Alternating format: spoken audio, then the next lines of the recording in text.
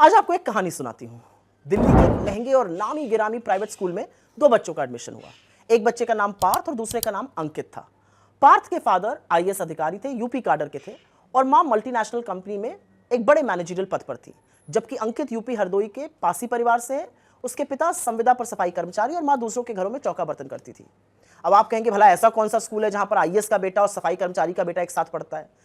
यह संभव हुआ कांग्रेस सरकार के एक कानून से जिसका नाम है राइट टू एजुकेशन। 2009 में ये आया था और इसके तहत हर क्लास में 25% सीट गरीब बच्चों के लिए रिजर्व करनी पड़ती। उसी के तहत अंकित का वहां पे एडमिशन हुआ था। खैर, दाखिले के कुछ ही दिनों बाद पार्थ और अंकित अच्छे दोस्त बन गए। वैसे भी बच्चे कहां भेदभाव करते हैं, साथ में पढ़ाई करते, साथ में स्कूल में खेलते। जब तक स्कूल में रहते दोनों साथ साथ रहते थे। टीचर उनको राम और श्याम कहने लगी थी। पर स्कूल के बाद इन दोनों की दुनिया थोड़ी अलग थी, एक्चुअली बहुत अलग थी। छुट्टी से पहले पार्थ को लेने स्कूल गेट पर उसका जो घर में हेल्प करते थे वो और ड्राइवर घंटों खड़े रहते थे। जैसे ही पार्थ गेट पर कदम रखता, वो लोग दौड़ कर आते, उसका बैग लेकर जाते और फिर वो गाड़ी में बैठ के फर्राटे से अपने घर चला जाता था। वहां पहुंचते ही दादी, वो बहुत लाड़ करती थी उससे, उसका स्वागत करती थी, उसको कभी कभी मिल्क शेक या कभी कभी चॉकलेट देती थी। बड़े लाड़ प्यार से उसके जूते मोजे उतारे जाते थे, उसका हाथ पैर धुलवाया जाता था। फिर उसे खाने में कई तरह के फल दिए जाते थे। कुछ तो ऐसे फल थे जो दिल्ली के सिर्फ बड़े महंगे महंगे मार्केट में ही हमने देखे हैं, अदरवाइज कहीं मिलते नहीं है। खैर, इसके बाद पार्थ की माँ उसको उसके कमरे में सुला देती थी। कुछ देर वो वहाँ पे आराम करता था, फिर आवाज़ लगाई जाती थी। उसका म्यूजिक टीचर के आने का टाइम हो जाता था, वो जैज सीख रहा था। इसके अलावा वो जूडो इंस्ट्रक्टर आता था उसको सिखाने, स्पेनिश लैंग्वेज के ट्यूटर भी आते थे। काफ़ी सारी चीज़ों का शौक था और माँ बाप वो शौक पूरा कर रहे थे। खैर, पार्थ के नाश्ते का, खाने का, फिल्म देखने का, खेलने का, सोने का, हर चीज़ का टाइम तय था, जैसा आजकल हो रहा है। पार्थ के पिता जब शाम को ऑफिस से लौटते थे तो चाहे कितने भी थके हों, उससे पूछते थे आज स्कूल में क्या पढ़ाया गया। पार्थ के पास बैठकर उसे वो दोबारा पढ़ाते थे, उसके हर कंफ्यूजन को गंभीरता से लेते थे, दूर करते थे, होमवर्क पूरा कराते थे। रिस्पॉन्सिबल फादर थे। और अगर अभी कभी कभी पापा होमवर्क ना करा पाते तो पार्थ की मम्मी सुबह उसका होमवर्क पूरा करवा कर ही उसको स्कूल भेजती थी।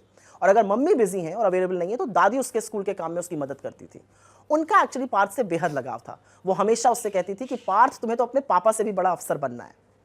पार्थ का टीवी वगैरह भी काफी मॉनिटर्ड था। उसके पापा उसे नेशनल ज्योग्राफिक पर डॉक्यूमेंट्रीज दिखाते थे। उनके साथ उसकी स्पेस प्रोग्राम्स देखने में रुचि बढ़ी। साल में पूरा परिवार 2 बार छुट्टियों पे जाता था। गर्मी में अधिकतर विदेश जाते थे और जाड़ों में कहीं देश में जाते थे। पार्थ की मदर ने उसको एक जर्नल गिफ्ट किया था जिसमें वो अपने हर यात्रा के बारे में, नए अनुभवों के बारे में, नई जगहों के बारे में लिखता था। और शायद यहीं से उसके अंदर जिज्ञासा और जागरूकता दोनों पैदा हुई थी। ये हुई पार्थ की कहानी। उधर अंकित स्कूल खत्म होने के बाद अक्सर, इनफैक्ट रोज ही, वो 12 महीने अपना बैग उठाकर पैदल ही घर जाता था। जिस कच्ची बस्ती में 3000 रुपए महीने में किराए पर वो रहता था, उसके परिवार रहता था, वो स्कूल से थोड़ी दूरी पर था। वहां स्कूल बस नहीं जाती थी, लेकिन उसके पास इतना पैसा नहीं था कि वो रोज ऑटो रिक्शा करके वहां जाए। खैर, अंकित स्कूल से लौटने के बाद अपने पड़ोसी के यहाँ से घर की चाबी लेता था, क्योंकि उसकी माँ को काम पर जाना रहता था, दोपहर वाले काम पर।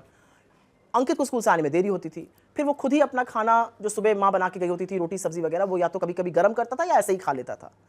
अंकित एक्चुअली जिन बड़ी बड़ी इमारतों के पीछे बसाई गई तंग बस्तियों में रहता था, वहां कीड़े मकोड़ों की भरमार थी। पानी भी थोड़ा सा संक्रमित आता था और इसकी वजह से वो बार बार बीमार होता था। कई बार उसको मलेरिया, कई बार उसको टाइफॉइड हुआ। इन बस्तियों में न पानी समय से आता था और न बिजली, इसलिए कभी कभी अंकित को स्कूल से लौटकर बाल्टी भरने की कतार में भी खड़े होने पड़ता था, क्योंकि माँ बाप का काम पर जाना बेहद जरूरी था। अगर वो नहीं गए तो शाम को घर में क्या बनेगा, इसी पर सवाल उठ जाए। खैर, एक और प्रॉब्लम थी। अगर स्कूल में पढ़ाई गई किसी चीज से अंकित दुविधा में रहता था, समझ में नहीं आती थी, तो वो चाहकर भी घर में किसी से मदद नहीं ले सकता था। ना माँ उतनी पढ़ी लिखी थी, ना फादर इतने शिक्षित थे, और ट्यूशन टीचर रखने के तो शायद उनके पास पैसे भी नहीं थे। जैसे तैसे वो खुद ही मेहनत करके पढ़ता था। कई बार अगर नहीं समझ में आता था तो होमवर्क अगले दिन सुबह अपने दोस्तों से स्कूल में ही पूछ के पूरा करता था। अंकित के एक बूढ़े दादा दादी थे, उसको प्यार बहुत करते थे, लेकिन वो गांव में रहते थे। उसके पिता जो भी कमाकर भेजते थे उसी से उन लोगों की गुजर बसर होती थी, दवाई और खर्चा चलता था। और कहीं पर आर्थिक तंगी की वजह से घर में एक तनावपूर्ण माहौल रहता था। कभी कभी दिक्कतों से जूझते हुए 24 घंटे काम करते हुए माता पिता का झगड़ा भी होता था घर पे, और इससे अंकित कभी कभी दुखी और परेशान होता था। खैर, मेहनत करता था वो। महीने बीतते गए, साल बीते। पार्थ और अंकित 8वीं क्लास में पहुंच गए। साल भर की पढ़ाई के बाद एग्जाम का टाइम आया। दोनों ने अपने हिसाब से मेहनत करी, फिर रिजल्ट आया। पार्थ ने हमेशा की तरह टॉप किया, मगर अंकित टॉप 10 में जगह नहीं बना पाया। आपके मन में भी वही सवाल आ रहा है कि पार्थ और अंकित एक ही स्कूल में पढ़े, एक साथ पढ़े, एक ही टीचर ने पढ़ाया, फिर रिजल्ट में अंतर क्यों है? क्योंकि ये मेरिट भर की बात नहीं है। असल में पार्थ और अंकित की दुनिया बिल्कुल जुदा है, बिल्कुल अलग है। सिर्फ एक स्कूल में होना लेवल प्लेइंग फील्ड की गारंटी नहीं है, ये उसकी शुरुआत है। जमीन आसमान का अंतर था उनके परिवेश में, और हमें यह समझना होगा कि एक जैसा अवसर देने की बात तभी सच होगी जब समान शिक्षा ही नहीं, एक जैसा वातावरण, एक जैसी सुविधाएं, एक जैसी सोचने, समझने, सीखने और जीने का हक मिलेगा।